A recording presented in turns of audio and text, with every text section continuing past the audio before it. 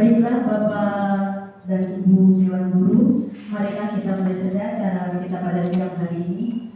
Bismillahirrahmanirrahim. Assalamualaikum warahmatullahi wabarakatuh. Waalaikumsalam warahmatullahi wabarakatuh. Alhamdulillahirabbil alamin. Wassalatu wassalamu ala asyrofil anbiya'i wal mursalin wa ala alihi wa sahbihi ajma'in. Amma ba'du. Yang terhormat Ibu Pemateri kita, Ibu Nasri Bikawati SPD, Bapak dan Ibu Dewan Guru, peserta acara pada siang hari ini, yang semuanya tidak bisa saya sebutkan satu persatunya, namun tidak mengurangi rasa tangsim dan hormat saya.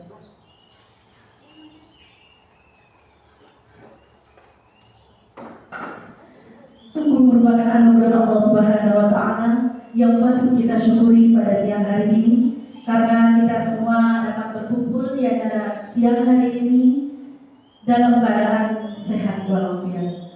Shalawat ma'assalam semoga senantiasa selalu terlimpah curahkan kepada baginda alam Nabi besar kita Muhammad Sallallahu Alaihi Wasallam beserta keluarganya, sahabatnya dan para pengikutnya.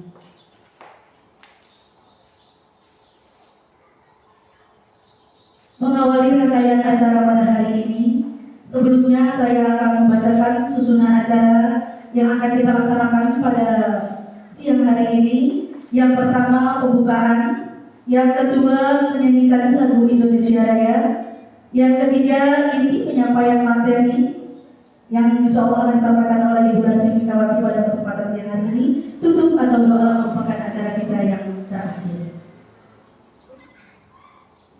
Untuk mengawali acara pada siang hari ini, marilah kita awali dengan membacakan basmalah. Bismillahirrahmanirrahim. Bapak Ibu, sebagai wujud syukur kita menjadi bagian dari Negara Kesatuan Republik Indonesia, marilah kita sama-sama menyanyikan lagu kebangsaan Indonesia Raya yang akan dipandu oleh Bapak Purwa SPD. Untuk itu, hadirin dimohon berdiri.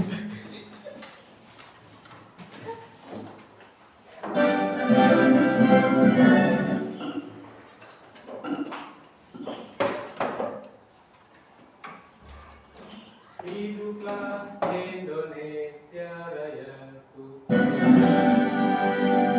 Indonesia tanah airku, tanah Tuhanku. Di sanalah aku berdiri, jadi pandu hidupku. Indonesia kebangsaanku, bangsa dan tanah airku. Marilah kita berseru, Indonesia bersatu. Hiduplah tanahku, hiduplah negeriku, bangsaku, rakyatku semuanya. Bangunlah jiwanya, bangunlah badannya untuk Indonesia Raya. Indonesia Raya, merdeka, merdeka, tanahku, negeriku yang kucinta. Indonesia Raya, merdeka, merdeka, hiduplah Indonesia Raya. Indonesia Raya, merdeka, merdeka, tanahku, negeriku yang kucinta. Indonesia Raya, merdeka, merdeka, hiduplah Indonesia Raya. Hadirin dimohon duduk kembali.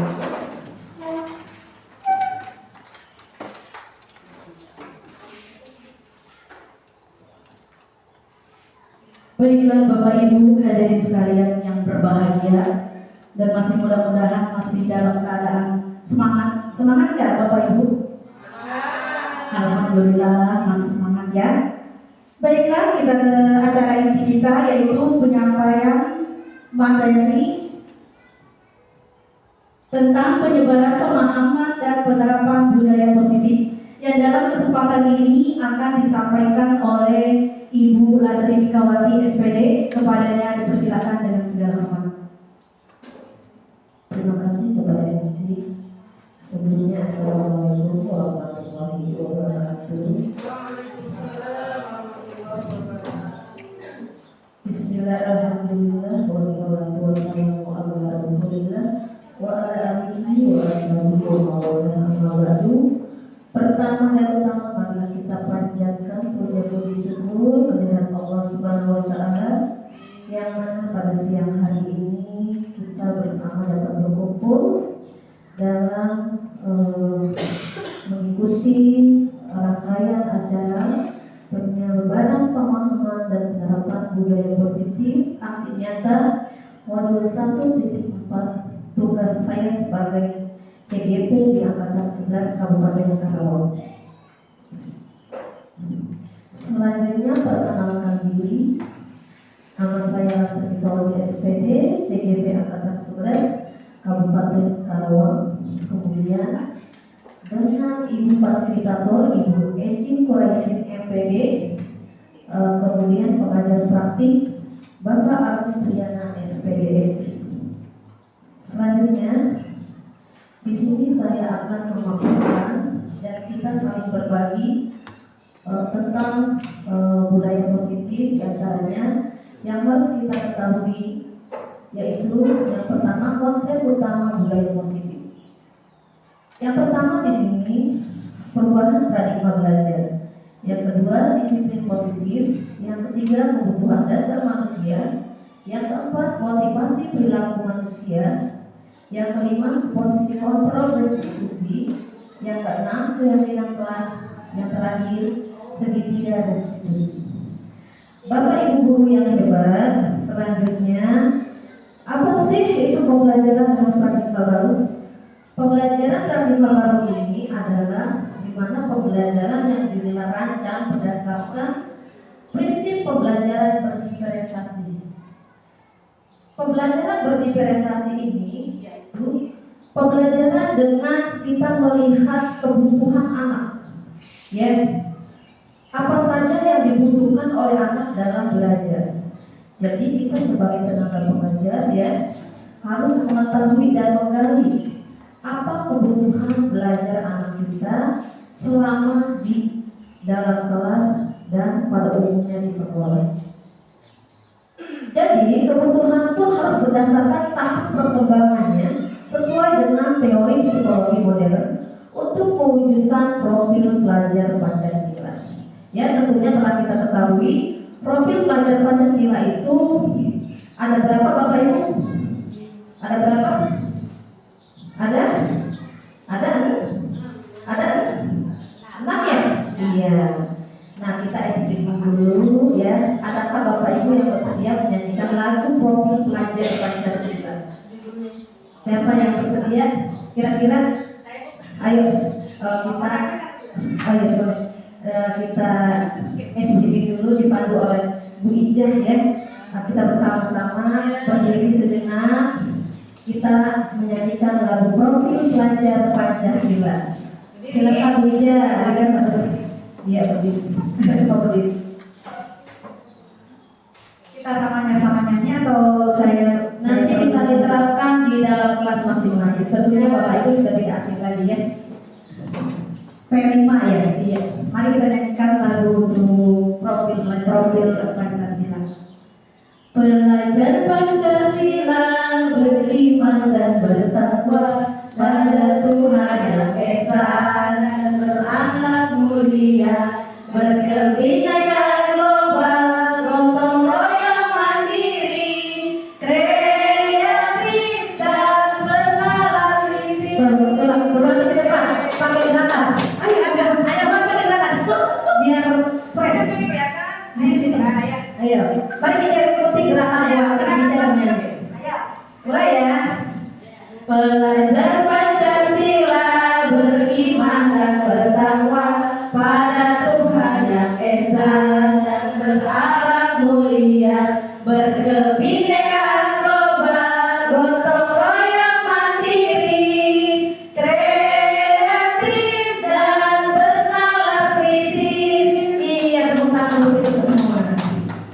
Baik, selanjutnya Bapak Ibu, di sini kita akan mengetahui tentang disiplin positif.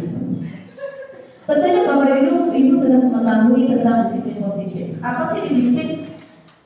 Disiplin berasal dari kata disiplina yang artinya belajar. Disiplin mengacu pada disiplin diri yang memiliki tanggung jawab terhadap apa yang dilakukannya berdasarkan nilai-nilai yang diyakininya. Disiplin positif merupakan salah satu cara penerapan disiplin yang bertujuan untuk menumbuhkan kesadaran serta memberdayakan peserta didik tanpa imbalan atau reward, ancaman atau hukuman. Ya, jadi tujuan disiplin di sini adalah menciptakan peserta didik yang memiliki rasa tanggung jawab sehingga mereka berperilaku mengacu kepada nilai-nilai kebajikan universal dan memiliki motivasi intrinsik dalam perubahan perilaku ke arah yang lebih baik. Jadi disiplin itu dapat tercipta ketika sudah ada niat dalam diri sendiri dulu, ya, dari diri sendiri. Itu adalah motivasi intrinsik namanya, ya, bukan dari dorongan orang lain. Ketika kita menerapkan disiplin dari diri sendiri, ya, nanti anak murid kita akan mengikuti apa yang kita lakukan, ya, karena figur seorang guru adalah digugu dan ditiru. Seperti semboyan Ki Hajar Dewantara, ya, tuturi handayani ing ngarso sungtulodo ing madyo mangunkarso tuturi handayani. Ketika di depan, seorang guru itu menjadi contoh bagi anak muridnya, ya. Ketika di tengah-tengah, seorang guru itu sebagai penyemangat, ya, bagi murid-muridnya. Ketika di belakang, seorang guru itu memberi dorongan yang positif yang baik, ya. Selanjutnya, nilai-nilai kebajikan. Nilai-nilai kebajikan adalah sifat-sifat positif manusia yang merupakan tujuan mulia yang ingin dicapai setiap individu, ya. Sifat-sifat tersebut bersifat universal dan lintas bahasa, suku, bangsa, agama maupun latar belakang. Dengan mengaitkan nilai-nilai kebajikan yang diyakini seseorang, menggerakkan motivasi dari dalam untuk dapat mencapai tujuan mulia yang diinginkan. Nilai-nilai kebajikan yang ingin dicapai oleh setiap peserta didik di masa kini yaitu profil pelajar Pancasila yang tadi kita sebutkan ada 6, ya, yang sudah kita nyanyikan bersama. Selanjutnya, kebutuhan dasar manusia. Tentunya setiap manusia memiliki kebutuhan yang paling utama, yang paling dasar. Apa sih pengertian kebutuhan dasar manusia? Yaitu sesuatu yang kita lakukan untuk mendapatkan apa yang kita inginkan. Tentunya setiap manusia memiliki keinginan masing-masing. Seluruh tindakan yang kita lakukan memiliki tujuan tertentu. Dari keinginan tersebut, tentunya kita memiliki tujuan, ya, yang kita inginkan. Tentunya kita memiliki tujuan tertentu. Kemudian semua usaha terbaik yang kita lakukan adalah dalam rangka agar kebutuhan dasar kita terpenuhi dengan baik. Apa saja kebutuhan dasar manusia? Ada berapa Bapak Ibu di sana? Ada 5. Yang pertama, kebutuhan dasar manusia adalah bertahan hidup. Tentunya manusia harus bertahan hidup. Dengan apa? Dengan segala kebajikan positif yang dimilikinya, ya. Yang kedua adalah penguasaan. Penguasaan ini maksudnya apa, ya? Tentunya anak itu menginginkan kemampuannya tereksplor. Contohnya begini, ketika anak memiliki kemampuan berhitung, ya. Ketika ada perlombaan berhitung, maka itu sesuai dengan kemampuannya. Namun ketika anak didik kita kemampuannya dalam bidang olahraga, diikut sertakan lomba dalam bidang akademik, maka penguasaan dirinya itu tidak akan tercapai. Kompetensi dirinya tidak akan tercapai, tidak akan tereksplor. Kemudian lagi butuh kasih sayang dan rasa diterima. Tidak hanya anak yang ingin memiliki rasa kasih sayang dan diterima, ya. Kita juga sebagai guru, tenaga pengajar pun demikian. Apalagi peserta didik, ya. Jadi kita sebagai tenaga pendidik juga harus memberikan rasa kasih sayang dan anak merasa diterima. Dengan apa? Dengan memperlakukan anak secara objektif, ya. Apalagi di dalam pembelajaran, kita tidak boleh membedakan mana anak yang lebih pandai dan tidak. Kita memperlakukannya dengan sama, sesuai dengan kebutuhan dan keunikan anak masing-masing. Selanjutnya adalah kebebasan. Apa kebebasan? Maksudnya di sini kebebasan adalah anak diberi kebebasan untuk mengeksplor dirinya, ya. Kebebasan dalam mengeksplor dirinya, ya. Kemudian lagi selanjutnya kesenangan. Tentunya anak menginginkan rasa senang. Jangan sampai kita di dalam pembelajaran itu anak tidak merasa senang, merasa terbebani setiap hari guru memberikan materi, ya. Tidak ada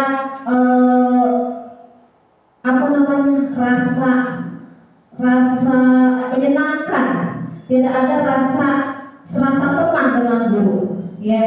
Kalau kita berinovasi dalam pembelajaran, tentunya akan anak belajar merasa senang. Selanjutnya, motivasi perilaku manusia. Setiap manusia tentunya di dalam perilakunya memiliki tujuan, motivasi. Motivasi adalah dorongan yang dimiliki seorang individu yang dapat merangsang untuk dapat melakukan tindakan-tindakan atau sesuatu yang menjadi dasar atau alasan seseorang untuk berperilaku, ya, untuk berperilaku atau mencapai tujuan tertentu. Jadi tujuan motivasi diantaranya yang pertama untuk menghindari ketidaknyamanan atau hukuman. Yang kedua untuk mendapatkan imbalan atau penghargaan dari orang lain. Yang ketiga untuk menjadi orang yang mereka inginkan dan menghargai diri sendiri dengan nilai-nilai yang mereka percaya. Kira-kira di sini Bapak Ibu ini intrinsik apa eksplisit? Ini apa di luar apa tidak? Di dalam apa di luar? Kira-kira? Kalau menurut Bapak Ibu? Hah? Di dalam apa di luar? Dia bertujuan menghindari ketidaknyamanan atau hukuman. Dia melakukan sesuatu menghindari hukuman. Kira-kira itu dari dalam atau dari luar motivasi tersebut? Dari dalam. Dari dalam. Yang kedua untuk mendapatkan imbalan. Dia bekerja, dia bertujuan ingin dapat imbalan.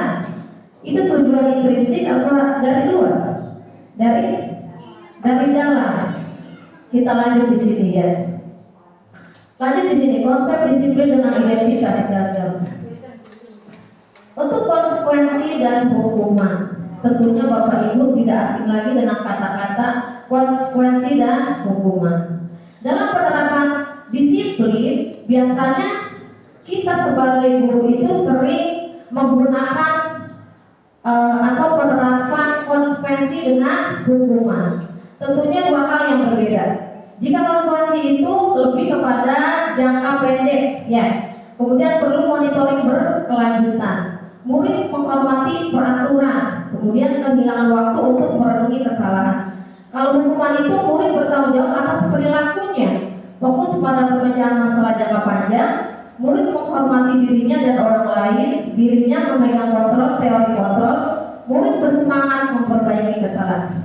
Coba Bapak Ibu saya ingin bertanya. Kalau konsekuensi itu lebih ke arah bagaimana contohnya? Kalau konsekuensi, iya. Konsekuensi bagian dari pertanggungjawaban. Iya. Kalau bedanya dengan hukuman? Ya itu tanggung jawab kita setelah kejadian ada konsekuensinya. Apa bedanya konsekuensi dengan hukuman? Kalau konsekuensi? Kalau hukuman itu identik ke salah. Iya. Tapi kalau apa? Konsekuensi itu bisa benar kalau kita bagus, kita baik. Kalau hukuman jelas kayak tetap yang salah. Oh seperti itu. Iya bagus. Tepuk tangan untuk Pak Ibu. Jadi Bapak Ibu kalau konsekuensi itu ya lebih ke anak tidak mematuhi peraturan, tetapi kita lebih memberikan konsekuensi itu lebih ke arah yang lebih mendidik. Kalau hukuman itu lebih ke arah yang ke fisik seperti itu. Contohnya ketika anak konsekuensi itu anak tidak mengerjakan piket kelas.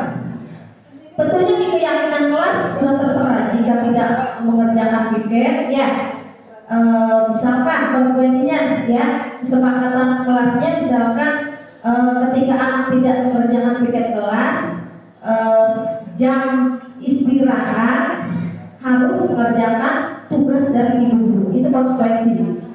Namun jika hukuman, misalkan anak telat datang ke sekolah, ya, misalkan sholatnya 20 menit, maka guru memberikan seperti coba kamu lari mengelilingi lapangan 10 putaran. Nah itu bentuknya yang dinamakan hukuman, ya. Ini dinamakan disiplin dengan identitas gagal. Artinya cara seperti ini sudah kurang tepat kita lakukan, ya, kurang tepat kita lakukan. Selanjutnya, bagaimana cara menerapkan disiplin? Yaitu dengan penerapan restitusi, Bapak Ibu ya. Jadi tentunya saya juga restitusi itu hal yang baru. Kita sama-sama belajar. Apa sih restitusi itu? Tentunya masih asik di telinga kita ya, ya enggak? Jadi restitusi itu adalah proses menciptakan kondisi bagi murid untuk memperbaiki kesalahan mereka sehingga mereka bisa kembali pada kelompok mereka dengan karakter yang lebih kuat, ya. Jadi kita menggunakan yang dinamakan penerapan restitusi, ya. Apa sih ciri-cirinya? Yang pertama, bukan untuk menebus kesalahan, namun belajar dari kesalahan. Yang kedua, apa sih? Untuk memperbaiki hubungan, tujuan dari restitusi itu. Yang ketiga, tawaran bukan paksaan. Jadi kita ketika kepada anak jangan bilang kamu harus mau, kamu harus begini. Itu yang tidak boleh untuk sekarang. Jadi kita harus menggunakan kata tawaran. Sebaiknya kamu bagaimana kalau kamu melakukan kesalahan seperti itu? Di dalam pengucapan pun sebetulnya kita ngomong kamu salah, kesalahanmu apa? Itu tidak boleh Bapak Ibu ya. Jadi kita mengucapkan anak salah saja tidak boleh sekarang. Ya, di dalam bahasa restitusi itu menuntut untuk melihat ke dalam diri, mencari kebutuhan dasar yang mendasari tindakan, fokus pada karakter bukan tindakan, ya. Jadi kita lebih menggali karakter anak Bapak Ibu ya, bukan tindakan yang kita kerjakan. Kemudian fokus pada solusinya seperti apa. Jadi lebih kepada kita bimbingan. Kemudian lagi mengembalikan murid yang berbuat salah pada kelompoknya. Setelah anak mengetahui apa yang dilakukannya dan dapat memperbaikinya, maka anak dapat kembali lagi kepada kelompoknya dengan perasaan tidak bersalah, namun dapat mengerti apa yang diperbuatnya dapat diperbaiki seperti itu. Jadi kita jangan menggali kesalahan, tapi kita mau memperbaiki kesalahan. Nah, apa sih perbedaan hukuman, konsekuensi, dan restitusi? Di sini ada 3. Yang pertama hukuman. Contoh kata-kata hukuman dalam kasus, contohnya ya Bapak Ibu ya, ada salah seorang siswa yang sering tidak mengerjakan PR. Nah, kalau dalam bentuk hukumannya, guru menghukum murid dengan berdiri 10 menit di depan kelas. Murid berdiri di depan kelas itu bentuknya hukuman, bukan konsekuensi atau bukan restitusi. Yang kedua, guru marah dan murid menjadi takut. Ya, kan biasanya juga begitu ya. Kita kalau anak tidak mengerjakan PR, kenapa kamu tidak mengerjakan PR? Jadi seperti itu, ya, yang sering terjadi. Nah, cara seperti itu kurang tepat Bapak Ibu. Selanjutnya konsekuensi. Guru memberikan konsekuensi untuk menulis PR sebanyak 5 kali. Itu termasuk ke konsekuensi. Guru ya Bapak Ibu melakukan konsekuensi, tapi bentuk menulis itu bukanlah sebuah hukuman, ya. Kemudian lagi guru tegas dan murid mentaati peraturan. Jadi kita harus tegaskan konsekuensi sebelumnya nanti selanjutnya kita akan masuk ke dalam keyakinan kelas, di mana keyakinan kelas tersebut ya harus memiliki konsekuensi apa yang telah dilakukannya. Nah di sana masuk ke dalam contoh ya, misalkan anak disuruh menulis sebanyak 5 kali. Selanjutnya restitusi, guru menanyakan keyakinan sekolah atau kelas dan membantu siswa menyelesaikan masalah ya. Guru terbuka, guru menghormati dirinya dan orang lain. Selanjutnya posisi kontrol guru. Dalam budaya disiplin positif, posisi kontrol guru itu ada 5 ya. Seorang guru dalam menerapkan disiplin itu posisi kontrolnya ada 5. Yang pertama, guru sebagai penghukum. Yang kedua, guru sebagai pembuat rasa bersalah. Yang ketiga, guru sebagai teman. Yang keempat, guru sebagai pemantau. Yang kelima, guru sebagai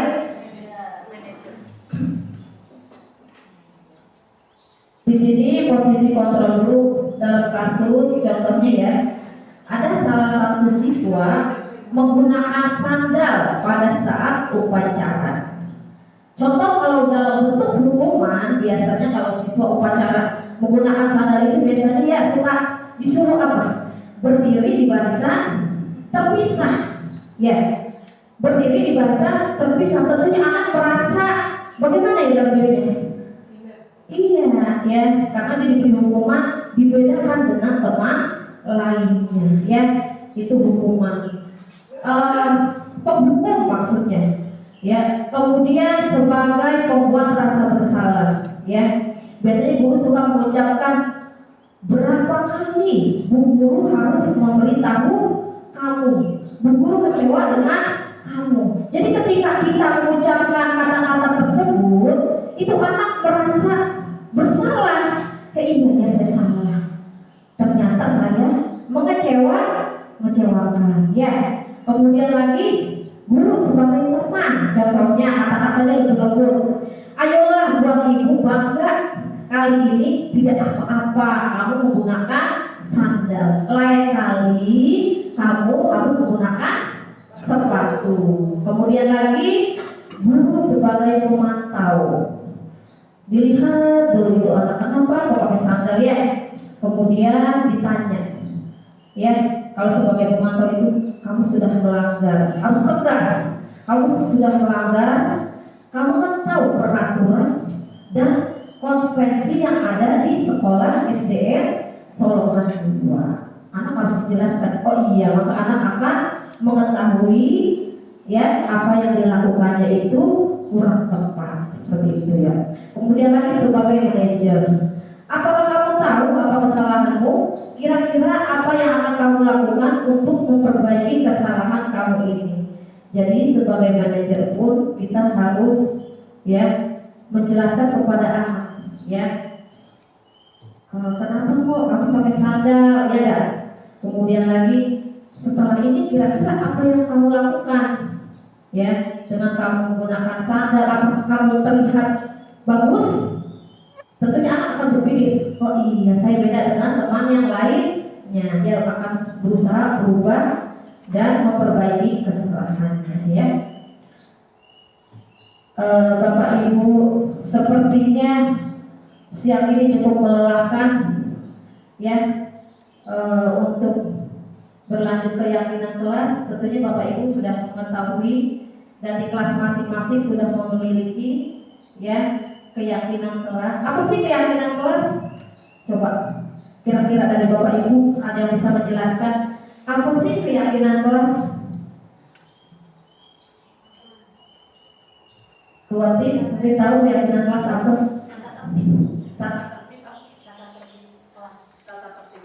Kemudian lagi apa? Kira-kira kalau keyakinan kelas itu apa? Aturan yang tidak tertulis, tapi disepakati. Ada lagi? Jadi keyakinan kelas itu bukan peraturan kelas, beda ya. Kalau cakupan keyakinan kelas itu lebih kepada kita memilih hal-hal yang bisa disepakati secara bersama dengan siswa. Beda dengan peraturan. peraturan itu lebih formal. Nah, kalau keyakinan kelas itu lebih kepada begini Bapak Ibu. Jadi kita berdiskusi dengan anak murid sebelum kita melakukan pembelajaran. Jadi misalkan begini, anak-anak ya, sebelum kita melakukan pembelajaran harus ada keyakinan kelas yang harus kita sepakati. Kemudian kita pun harus memberikan konsekuensi apabila keyakinan kelas tersebut dilanggar. Jadi anak memiliki patokan Bu, ketika mereka melanggar sesuatu yang sudah dituliskan dalam keyakinan kelas. Tata tertib pun ditulis sama seperti keyakinan kelas. Cuma cakupannya kalau keyakinan kelas itu, memang kalau yang menurut saya mah sekarang itu harus ada ya. Waktu tahun-tahun lalu kan belum ada ya. Kalau sekarang kok jadi harus ada keyakinan kelas supaya anak tujuannya belajarnya lebih menyenangkan, lebih disiplin, kondusif seperti itu. Contohnya begini. Mengapa tidak peraturan saja? Mengapa keyakinan kelas? Jadi mengapa keyakinan kelas? Contohnya seperti ini. Mengapa kita memiliki peraturan harus menggunakan helm bila mengendarai kendaraan beroda 2? Tentunya Bapak Ibu akan mengetahui jawaban kenapa kita kok harus pakai helm ketika menggunakan sepeda motor beroda 2. Ya tidak?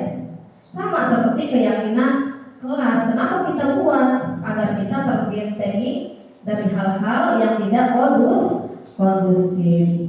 Seperti itu. Kemudian lagi pembuatan keyakinan kelas. Dalam membuatnya pun ada beberapa hal yang harus menjadi patokan kita. Yang pertama lebih abstrak dari peraturan. Dia menyeluruh Bapak Ibu ya, sudah mewakili di dalam pembelajaran tersebut. Abstrak itu seperti itu. Jadi contohnya begini, dalam hal disiplinnya, dalam hal ketaatannya dalam belajar, dalam hal menjaga lingkungan kelas. Jadi di sana tertulis ya, jadi lebih abstrak mewakili di setiap kegiatan pembelajaran. Contohnya begini, kesepakatan keyakinan kelas itu. Anak-anak coba kalian tuliskan kira-kira dalam sebelum pembelajaran kita tuh kesepakatan seperti apa? Bu, saya ingin kalau belajar itu boleh minum, boleh nggak ya kira-kira kalau minum? Boleh nggak Bapak Ibu? Boleh. Tapi kalau makan boleh nggak kira-kira? Tidak boleh. Maka dituliskan tidak boleh ada kata dilarang atau tidak boleh. Di dalam keyakinan kelas tidak boleh ada kata dilarang atau tidak boleh. Yang boleh ini begini. Jangan dalam bahasa keyakinan kelas dilarang membuang sampah. Nggak boleh kata dilarang. Tetapi bahasanya ditulisnya di dalam keyakinan kelas itu membuang sampah pada tempatnya. Jadi kita menuliskan hal-hal positif, ya, hal-hal positif. Kemudian lagi tidak boleh makan di dalam kelas, tapi kata-katanya lebih bijak seperti ini. Boleh makan ketika jam istirahat, seperti itu. Nah itu tentang keyakinan kelas. Kemudian lagi yang menyangkut tentang kedisiplinan, ya. Datang yang pikir kelas datang sebelum pembelajaran dimulai. Itu adanya di keyakinan kelas. Maka ketika anak sudah menuliskan, semua anak menuliskan keyakinan kelas, kita buat dalam bentuk ya seperti jadwal gitu, ya ditempel di kelas, maka anak akan tahu oh iya ini yang harus dilakukan, ini yang tidak boleh dilakukan. Jadi anak punya patokan. Jadi kalau dia melanggar maka dia menulis, kalau dia melanggar maka dia akan kena konsekuensinya. Ya, selanjutnya. Nah, selanjutnya kita membahas segitiga restitusi, ya. Segitiga restitusi, kalau tadi restitusinya. Kalau restitusinya tadi apa? Apa arti restitusi tadi? Memperbaiki kesalahan siswa, ya. Kita jadi upaya dalam memperbaiki kesalahan siswa ketika anak memiliki kasus atau anak melakukan hal-hal yang kurang etis, seperti contoh ada banyak hal ya, anak datang terlambat atau anak ketika sedang upacara dia nongkrong, atau ketika anak sedang pengajian dia minum es, itu termasuk ke dalam suatu kasus, ya, suatu kasus yang jangan kita biarkan Bapak Ibu nanti menjadi kebiasaan. Maka kita penyelesaiannya dengan cara melakukan segitiga restitusi. Apa sih segitiga restitusi? Dia kayak apa nih? Segitiga Pitagoras ya. Segitiga restitusi itu adalah proses menciptakan kondisi bagi peserta didik untuk memperbaiki kesalahan mereka sehingga mereka bisa kembali kepada kelompoknya dengan karakter yang lebih kuat. Itu menurut Goset ya 2004. Apa saja sih tahapan segitiga restitusi? Ada 3 hal. Jadi Bapak Ibu dalam menangani kasus itu kita harus melewati 3 tahap ini. Yang pertama, menstabilkan identitas. Yang kedua, validasi tindakan yang salah. Yang ketiga, menanyakan keyakinan. Jadi ketika anak melakukan sesuatu hal yang agak menyimpang dari peraturan, maka tindakan yang harus kita lakukan yaitu dengan tahapan segitiga restitusi ya. Menstabilkan identitas contohnya seperti apa ya kira-kira? Jadi ketika anak melakukan sesuatu itu jangan dibilang kamu salah ya, kamu nakal ya, tidak boleh. Kita harus memanggil anak tersebut terlebih dahulu, kemudian dengan mengajukan pernyataan-pernyataan sesuai dengan tahapan segitiga restitusi. Menstabilkan identitas contohnya guru bisa menanyakan kepada siswa yang melakukan hal tersebut dengan pernyataan seperti ini. Kenapa kok kamu ibu panggil ke sini? Ya, tentunya anak akan menjawab, oh iya tadi saya begini, gitu kan? Itu menstabilkan identitas. Kemudian yang kedua adalah validasi tindakan yang salah. Ya, jangan kita ucap begini. Kenapa kamu melakukan kesalahan tersebut? Tidak boleh Bapak Ibu ya. Jadi kita nggak boleh langsung ngejudge anak. Kenapa kamu melakukan kesalahan tersebut? Nggak boleh. Jadi validasi tindakan yang salah itu ya kepada anak itu kita bagaimana kok anak sampai melakukan hal tersebut, apa motivasi anak tersebut seperti itu. Tentunya anak memiliki tujuan. Contoh seperti ini, ketika anak mengikuti pengajian, kok dia minum es ya? Tentunya dia memiliki alasan haus bu, ya kan? Tentunya dia bilang saya haus bu, ya. Tidak boleh kita katakan itu suatu menjadikan suatu kesalahan, tapi kita harus memvalidasi tindakan yang salah tersebut dengan kata-kata kenapa kamu melakukan hal tersebut, bisa mengganggu yang kamu lakukan, ya maka anak akan menemukan jawaban sendiri. Kemudian lagi terakhir menanyakan keyakinan. Setelah anak mengetahui apa yang dilakukannya itu salah, maka kita harus menanyakan keyakinannya. Kira-kira kamu sudah mematuhi keyakinan kelas belum? Tentunya anak akan tahu, oh iya saya sudah menuliskan ya keyakinan kelas saya itu saya tidak boleh makan ya atau minum es ketika sedang belajar atau sedang pengajian. Banyak hal yang menjadi alasan ya tentunya akan mengganggu siswa lain, ya enggak? Akan terjadi kecemburuan siswa lain dan tidak akan kondusif seperti itu. Selanjutnya di sini saya melakukan contoh penerapan segitiga restitusi yang sudah dilakukan di saat pengajian hari Jumat. Ketika sedang mengaji ada 2 orang siswa sedang minum es, maka saya menerapkan segitiga restitusi ya kepada anak tersebut, dan akhirnya dengan kesimpulan anak tersebut akan memperbaikinya dan tidak akan mengulanginya lagi di kemudian hari.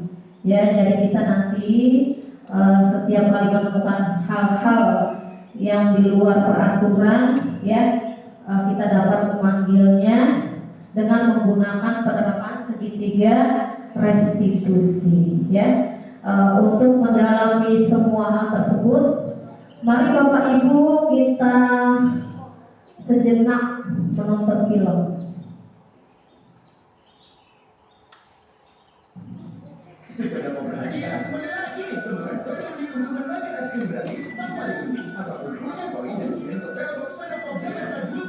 Untuk menangkan liburan keluarga di Jepang dan banyak hadiah menarik lainnya, kumpulkan slipnya, menangkan hadiahnya. Aku janji pakai putih Miracle sekarang Mas, biar aku berjanji. Janji. Janji juga ya, pakai Putih Miracles sekarang untuk selamanya. Ini contoh 5 posisi kontrol ya.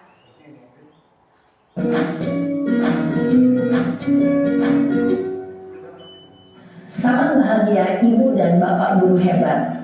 Dalam penerapan disiplin positif restitusi, salah satu program yang dikembangkan adalah 5 posisi kontrol.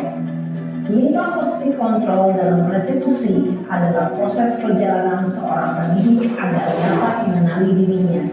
Pada video kali ini, kita akan membahas tentang 5 posisi kontrol yang dikembangkan oleh Diane Dawson dan contoh penerapannya.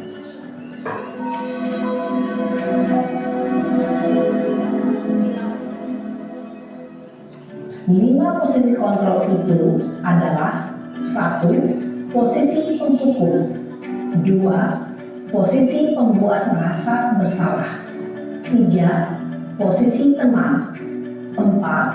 Posisi pemantau atau monitor, dan 5. Posisi manajer.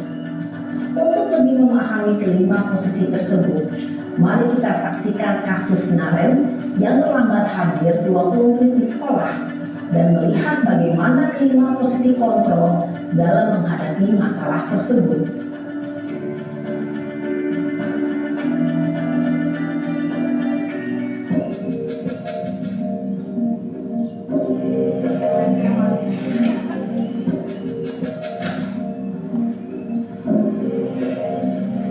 Naren! Sini kamu! Selamat pagi, Bu. Selalu terlambat. Kamu deh, pasti terlambat. Maaf, Bu. Saya Apa? Apa coba? Alasan kamu apa lagi? Kapan sih kamu tidak terlambat? Malas sekali ya kamu jadi anak. saya Dasar pemalas. Gak kapok-kapok sih kamu. Sudah berapa kali terlambat? Sana, kamu keliling lapangan basket 2 kali. kenapa saya harus keliling lapangan basket, Bu? Kenapa? Kamu melawan ibu. Berani-beraninya jawab. Sudah terlambat, masih berani jawab pula. Sekarang, keliling lapangan basket 5 kali sekalian. Biar kapok. Cepat. Pergi sana ke lapangan basket. Posisi penghukum biasanya berbicara dengan nada tinggi, menghardik, menunjuk-nunjuk, menyakiti, dan menuduh.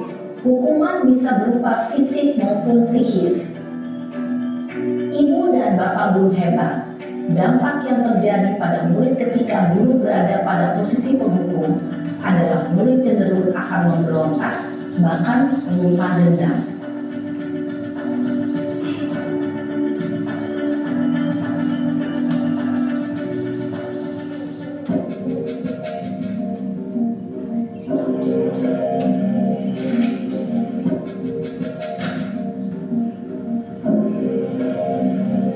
Naren!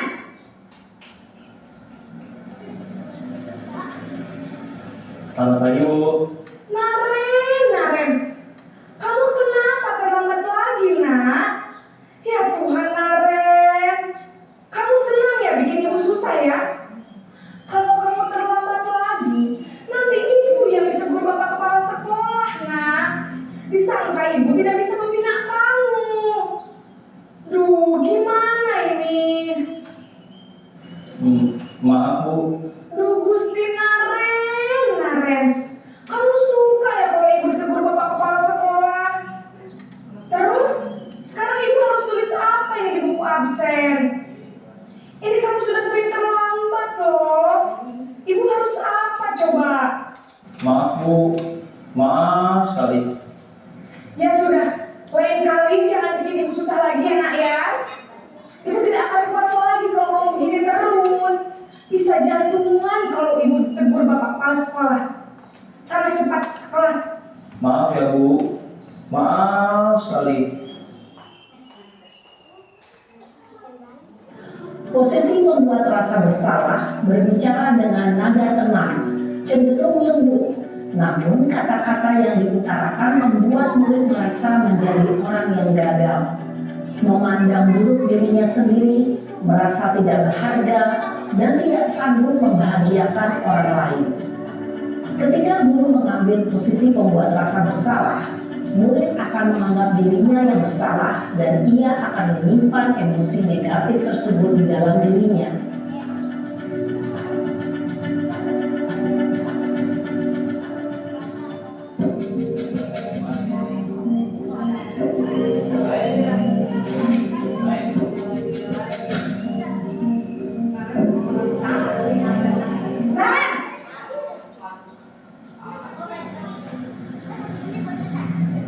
Selamat pagi Bu.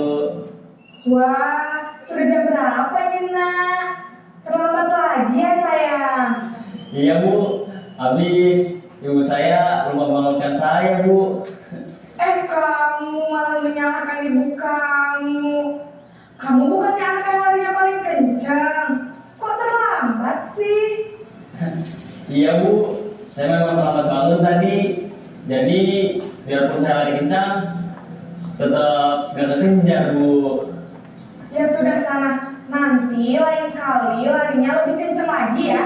Biar gak terlambat lagi. Bikin senang ibu. Demi ibu. Bisa kan? Bisa lah Bu. Ya sudah sana masuk kelas.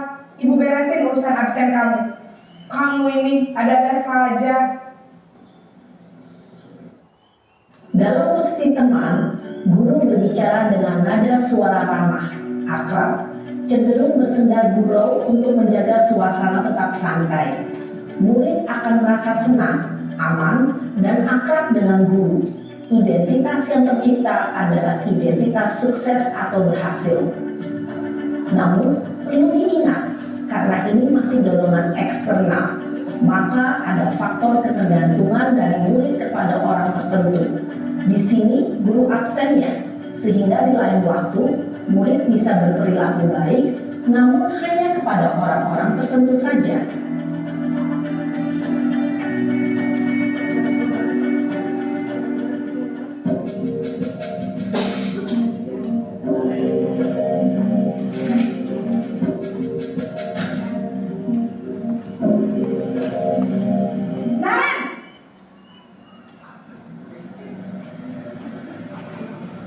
Selamat pagi Bu.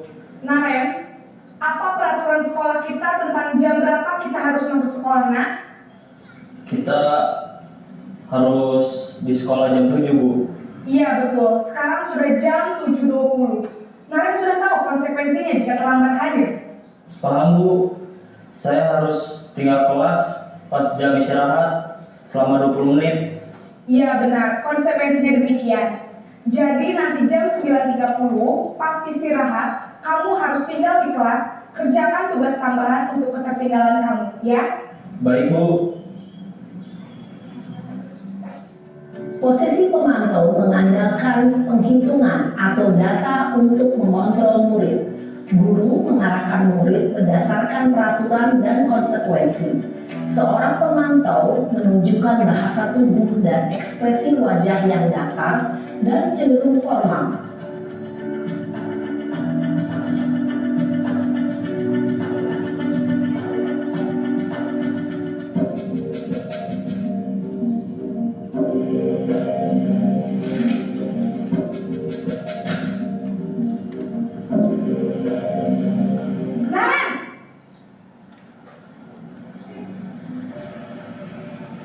Selamat pagi Bu. Selamat pagi Naren. Maaf Bu, saya terlambat. Iya, sekolah masuknya jam 7, sekarang sudah jam 7.20. Jadi sekarang bagaimana ini Naren? Maaf Bu, saya lupa setel alarm saya semalam. Baiklah, menurut kamu, keyakinan sekolah yang mana yang perlu kamu tingkatkan? Menghargai diri sendiri dan orang lain mungkin ya Bu. Setuju. Jadi, apakah Naren meyakini prinsip saling menghormati tersebut? Iya Bu, saya meyakininya. Apakah Naren bersedia memperbaiki masalah keterlambatan ini? Bersedia Bu. Bagaimana kamu akan perbaiki masalah keterlambatan ini? Saya akan coba untuk tidak lupa menyetel alarm saya Bu. Baik, kalau Naren lupa menyetel alarm di rumah, ada orang yang kira-kira bisa bantu mengingatkan tidak? Ada Bu, kata saya, Kak Emma. Ada lagi selain Kak Emma? Selain Kak Emma, ada ibu saya. Baik, jadi yang mengingatkan Naren adalah Kak Emma dan ibu kamu ya? Kira-kira akan mulai setel alarm kapan nih Naren? Setelah pulang sekolah, akan segera saya lakukan. Baik, jadi Naren akan setel alarm untuk bangun besok pagi dan akan diingatkan oleh kakak dan ibunda Naren ya. Ada lagi yang mungkin perlu dilakukan Naren agar tidak terlambat bangun lagi? Tidak ada Bu. Baik Naren, terima kasih untuk kerjasama kamu. Sekarang kamu perlu kembali ke kelas untuk belajar. Baik Bu, terima kasih. Posisi manajer adalah posisi kontrol yang disarankan untuk membimbing murid memiliki sikap disiplin yang positif, yaitu murid yang mandiri, bertanggung jawab, dan dapat memecahkan masalah. Tujuan dari posisi ini adalah agar murid dapat berefleksi atas tindakannya. Guru akan dengan tulus memberikan pertanyaan-pertanyaan bermakna, sehingga membuat murid dapat belajar dari kesalahannya dan mencari sebuah solusi untuk menyelesaikannya. Dan untuk itu Bapak Ibu ya, contoh dari 5 posisi kontrol. Penerapannya di dalam siswa-siswi kita. Apakah perlu dicontohkan tentang restitusi? Videonya? Perlu. Perlu. Lanjut ya, tentang restitusi. Masih ada waktu ya? Masih Bu. Masih. Tentang penyelesaian segitiga restitusi.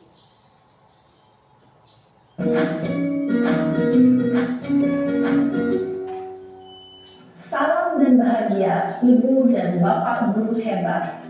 Pada video kali ini kita akan membahas tentang salah satu program disiplin positif yang diterapkan di lingkungan sekolah yang dikenal dengan nama restitusi.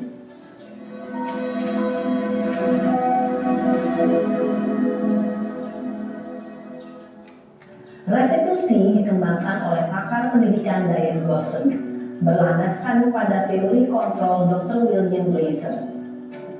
Segitiga restitusi adalah suatu proses dialog yang dijalankan oleh guru atau orang tua agar dapat menghasilkan murid yang mandiri dan bertanggung jawab. Pada saat guru di posisi manajer, aspek yang dikembangkan pada murid adalah motivasi intrinsik, sehingga penanaman nilai-nilai kebajikan dapat tumbuh dan berkembang menjadi suatu kebiasaan positif yang akhirnya membentuk karakter murid. Proses dialog ini terdiri dari 3 langkah yang digambarkan pada ketiga sisi pada segitiga restitusi. Sisi pertama adalah menstabilkan identitas. Sisi yang kedua adalah validasi tindakan yang salah. Dan sisi yang ketiga adalah menanyakan keyakinan. Ibu dan Bapak guru, berikut ini akan ditunjukkan bagaimana seorang guru berada dalam posisi manajer menggunakan penerapan segitiga restitusi.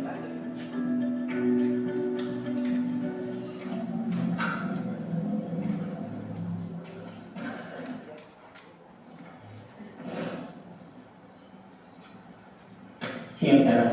Siang Pak. Sudah lama gak ketemu Sarah? Kenapa hari ini ada di sini? Kesel Pak, kesel banget. Masa aku dikatain tukang fitnah Pak? Ya aku marah lah. Aku balik dikatain TK di depan kelas. Kesel banget. Oh begitu. Ya pasti kamu marah dan kesal. Bapak juga akan marah apabila ada yang menuduh Bapak seperti itu. Kemudian, pada saat itu kamu mau melakukan apa? Ya saya langsung ngatain Eka lah Pak. Kesel banget. Saya bentak-bentak dia depan teman-teman lain. Oh begitu. Pasti kamu melakukan seperti itu karena suatu alasan tertentu kan? Iyalah, saya diam saja Pak.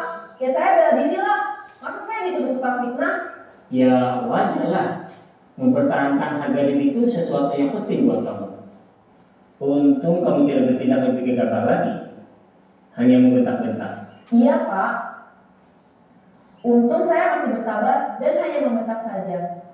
Sudah gemes padahal. Saya pasti bela diri lah. Ya pasti ya. Tapi kamu memilih untuk tetap bertahan dan bersabar. Kamu memilih untuk tidak berbuat lebih parah lagi. Iya. Nah, sekarang coba kita lihat lagi. Tindakan kamu yang bentak-bentak Eka di kelas. Tindakan kamu itu kira-kira sesuai dengan keyakinan kelas atau prinsip kamu tidak? Enggak lah Pak. Capek Pak jadi pemarah. Jadi keyakinan atau prinsip mana yang kurang sesuai dengan keinginan kamu? Ya, saya sebenarnya sangat menghargai orang lain. Mungkin saat itu saya menjadi emosi. Jadi tidak menunjukkan sikap itu. Kamu meyakini tidak? Menghargai orang lain itu penting buat kamu. Yakinlah Pak. Iya, setuju. Kita harus saling menghargai. Namun, ada juga keyakinan yang kita sepakati yang perlu kita jalankan apabila kita sedang marah, kan? Ya saya bisa lebih proaktif. Mulai dengan diri sendiri. Saya bisa jadi lebih bersabar, mengambil waktu jeda untuk berpikir mau apa selanjutnya. Kira-kira kamu bersedia memperbaiki masalah ini tidak? Bersedia Pak. Kalau kamu memperbaiki masalah ini, kamu akan menjadi orang seperti apa? Saya akan menjadi orang yang bertanggung jawab kali ya Pak. Dan senantiasa proaktif. Iya, menurut kamu bagaimana rasanya menjadi orang seperti itu? Ya nyaman lah, bangga bisa bersabar dan menahan diri. Baiklah kalau begitu. Yuk kita pikirkan bagaimana memperbaiki masalah ini.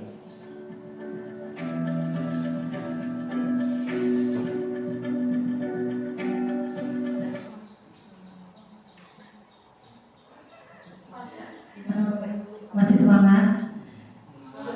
Masih semangat? Ngantuk dikit ya? Mana seneng banget nonton video ya? Nonton video ya?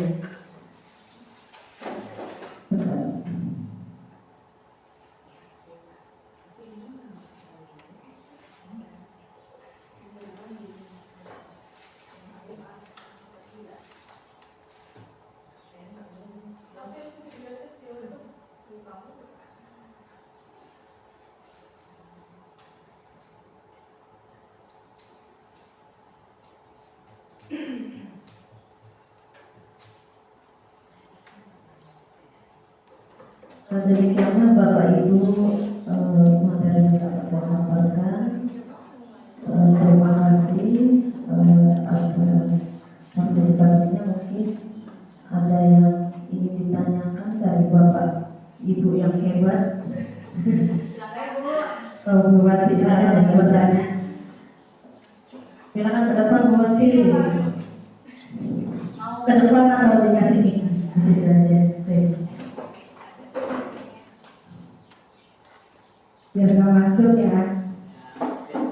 Bu mohon izin bertanya. Bismillahirrahmanirrahim. Assalamualaikum warahmatullahi wabarakatuh. Waalaikumsalam warahmatullahi wabarakatuh. Saya akan bertanya tentang restitusi Bu ya. Tadi Bu sudah membahas tentang restitusi. Contohnya tadi Arif yang sekolahnya telah terus ya.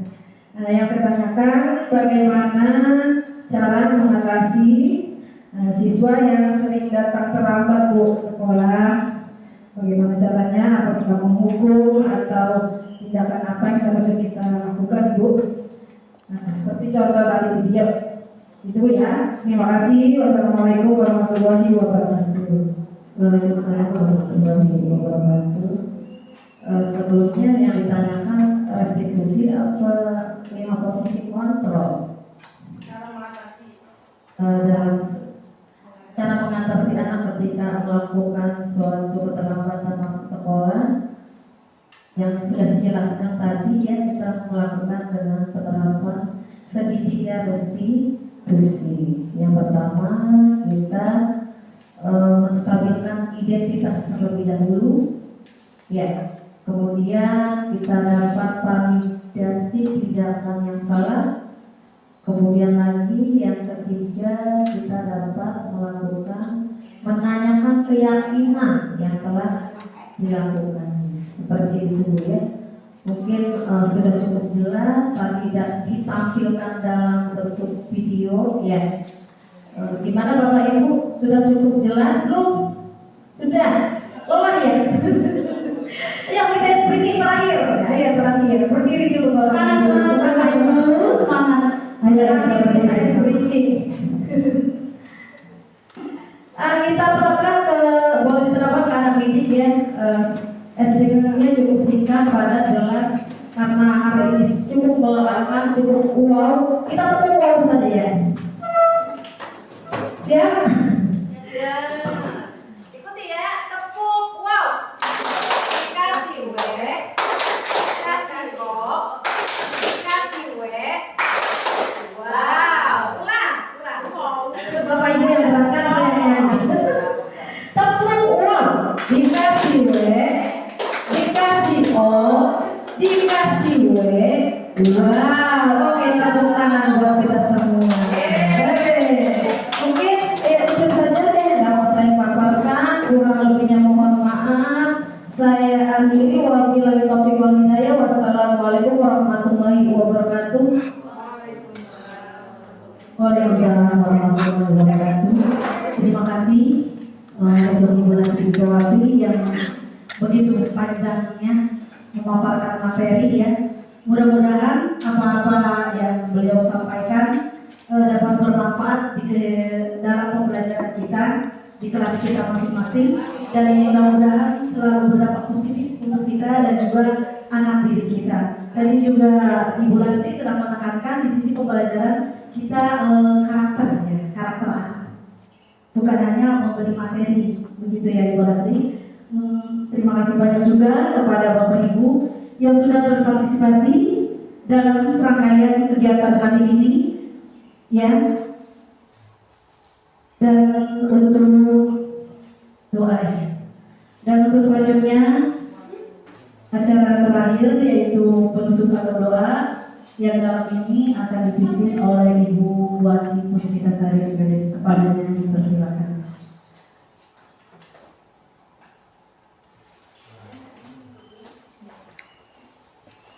Baiklah Bapak Ibu, untuk menghadiri acara kita, mari kita perkenalkan kedua belah kita. Memohon doa kepada Allah Subhanahu wa taala, semoga apa-apa yang kita kerjakan hari ini mendapatkan ridhonya.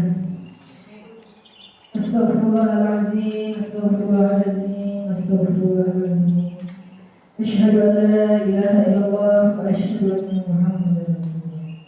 Allahumma shalli ala sayyidina Muhammad wa ala ali sayyidina Muhammad. Bismillahirrahmanirrahim. Rabbi shrah li sadri wa yassir li amri wahlul 'uqdatam min lisani yafqahu qawli. Allahumma inna nas'aluka salamatan fid din fid dunya wal akhirah wa 'afiyatan fil jasad wa ziyadatan fil ilmi wa barakatan fil rizqi wa taubatan qabla al-maut wa rahmatan yawmal qiyamah. Allahumma hawwin 'alaina fi sakratil maut wa najat minan nar wa rahmatan. Allahumma rabbana atina fid dunya hasanah wa fil akhirati hasanah wa qina adzabannar. Wa sallallahu ala sayyidina Muhammadin nabi wa alihi wa sahbihi wa sallam. Walhamdulillahi rabbil alamin. Wassalamualaikum warahmatullahi wabarakatuh. Amin amin ya rabbal alamin. Bapak Ibu yang saya hormati, rangkaian acara hari ini rupanya cukup sekian. Saya Ija Sudani sebagai pembaca. Mohon maaf apabila ada salah kata dan saya maaf pamit. Guru berikan guru generasi cukup sekian dan terima kasih.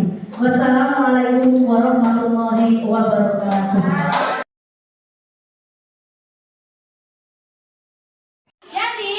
pimpinan kelas itu adalah ya sebuah kesepakatan antara guru dengan siswa ya. Jadi kita membuat kesepakatan kelas ya untuk diapakan?